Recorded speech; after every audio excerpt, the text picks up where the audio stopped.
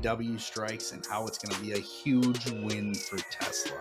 So, I don't know if you're familiar with UAW. It's the United Auto Workers Union. This is a group of workers that are grouped together to try to make sure that they get equal or proper wages according to what they believe is right. So in 1937, the first Union Auto Workers group was formed in Flint, Michigan at the General Motors facility there. They sat down and said they're not going to work until they're allowed to form a group and unionize to help increase their wages and get equal or better pay or substantial return for the efforts that they were putting in at the factory there in the work. From then until now, the United Auto Workers has ballooned into a massive, massive business with the leaders of the union getting paid millions of dollars and a lot of skepticism around whether or not it's an organized crime or lots of other different things. You know, you can look into the Teamsters unionization and going back, and you can see that there's, mob ties and things like that. So it's pretty interesting to really look at the unions themselves. But right now, we're not going to really dive into the union world. We're just going to talk about what's going on here in September 23, see what's going on with the unions and how the strike's going to affect our economy and affect people and workers and basically help the bottom line in Elon Musk's pocketbook. And so right now, what's going on for the Auto Workers Union is that they're requesting a 40% pay increase from the big three of American automakers. That's General Motors, Stellantis, who's formerly known as Chrysler, and Ford. Now, they're not really targeting Ford so much because Ford's kind of doing aggressive negotiations. So there's no strikes taking place currently at any Ford factory facilities in the United States. However, Stellantis, Chrysler, and General Motors have strikes, and the union announced that they're going to expand the strikes to 38 separate locations and not include Ford in any one of those locations. Now, a full strike would cost estimations, so that means the whole United Auto Workers does a full strike that would include Ford. Estimations from Deutsche Bank said that would cost anywhere from $400 to $500 million a week in revenue for the automakers. $500 million a week or $2 billion a month. That's a lot of money. So obviously the hopes are always to get things off the ground. Now, the United Auto Workers said if they did a full-scale strike, the entire supply chain and the economy, microeconomy that's around the entire auto industry in the United States would suffer about $5 billion every 10 days. That's, again, a huge number. Fundamentally, what this is affecting is General Motors has 46,000 workers, Ford has 57,000 workers, Stellantis has 43,000 workers. So you're looking at roughly about 140,000 workers in the United States either being laid off because of strikes or striking because they want better wages. Now, the United Auto Workers approached Stellantis and General Motors and asked for, or the Stellantis and General Motors approached the United Auto Workers and said, we'll do the 20% wage increase, 10% immediately, and then 10% over the course of the next 4.5 years.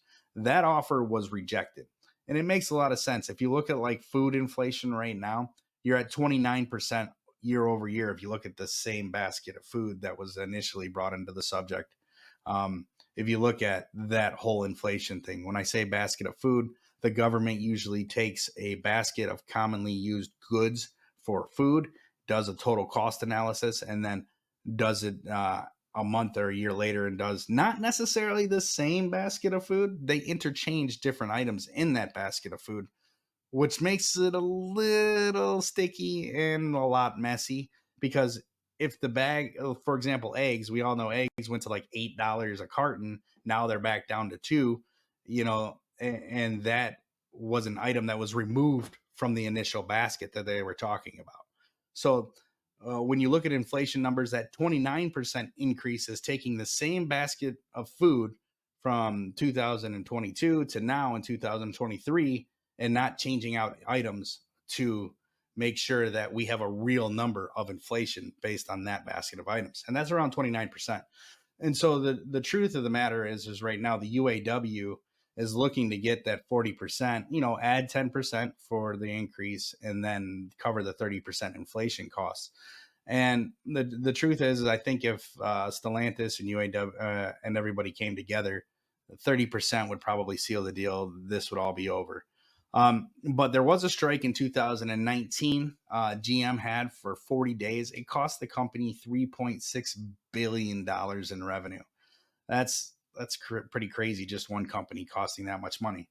So that those are kind of interesting statistics to look at. Now the union has lost 45% of its members in the last 21 years because of outsourcing to places like China, where labor doesn't have a cost. It's more like forced labor for people that are prisoners and prisoners of conscience. When I talk about prisoners of conscience, I'm talking about people that have religious beliefs, have spoken out against the atrocities created by the CCP, and then they turn around and use those people for forced labor. I'm not saying they're making cars, but I do know that they make things like Homer Simpson slippers. Um, so interestingly enough, Elon with this whole UAW thing could be a very, very clear winner as the EV market starts to really grip hold in the United States. Elon has fought against the UAW unionizing Tesla since 2017. And right now, his cost per hour for labor is around $45. And anybody who's unionized, their cost per hour is around $63 per hour. So he's able to save himself a significant amount of money, therefore increasing his profits. But not only that, he has no time lapse where he's not in production, not doing sales, not worrying about people quitting on the job, but they're actually sitting there working, making money. As he slashes prices left and right this year on all of the Teslas, he's taking over market share. And the companies like Ford, Chrysler, and GM who want to be in the EV world are having more and more difficult times going in and actually saving that part of their sector when they have things like UAW strikes. So there's a lot of people on Wall Street saying that Elon could turn it around pretty quick based on that number. Let's see how long this strike really goes on and see how much there could be saved.